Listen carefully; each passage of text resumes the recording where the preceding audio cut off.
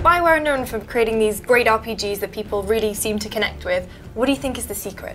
Well, at BioWare we start with great stories, and we've learned over the years that great stories come from great characters. So we spend a lot of time on the characters themselves, characters you can get personally involved with, characters with a lot of depth, characters with backstory, characters with motivations. We've tried to build all of those things in the games over the years, and we're doing that now in Dragon Age Inquisition. Well, I think it's really about bettering what's gone before. BioWare has a great legacy in the RPG market, but also from an artistic standpoint. So when we're approaching a game like Dragon Age Inquisition, really we're thinking, how can we make it bigger? How can it be more lush, more creatively fulfilling? Where do you start with it? I mean, it's a big project. What's the kicking off point? So the writers often have a lot of ideas, and they start by drafting out the characters themselves, the places they want to go in the lore, the kinds of scenarios they want the player to get involved in. When we first start, we'll start talking in broad concepts. We don't want the writers to get too far ahead, so we'll say noble knight or a thief with a heart of gold. We'll just start with sort of broad strokes. What are the big do's and don'ts, would you say, of making a BioWare RPG? Always make sure the story is there, and first and foremost, always make sure players feel like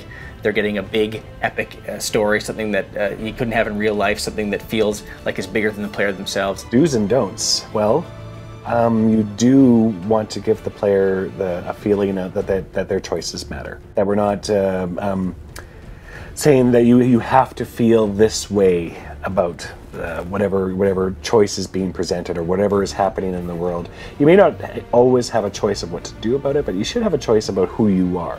When it comes to the followers, the people who travel with you in the story, they are the ciphers through which the player interacts with all the big themes. So if we have the Templars and Mages as being two big elements in this story, we're going to want somebody who embraces the view of the Templars, someone who embraces the view of the Mages, and gives it a personal face, because otherwise these are very abstract issues. So would you say you've got any don'ts when it comes to making RPG? Yeah, I think don't constrain your player too much. Definitely players want amazing, epic experiences. You can have intimate moments, you can have smaller moments in there, but they need to be there alongside the really big moments of the game.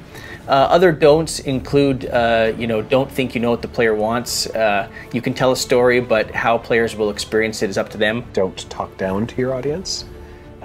You can run with the assumption that your audience is smart enough to figure out things by context. Don't assume that your audience is only made up of one type of person.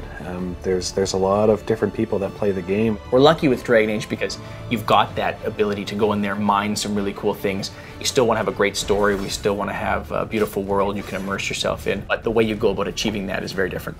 Aaron, thank you very much. And make sure you look out for more videos from my trip to BioWare.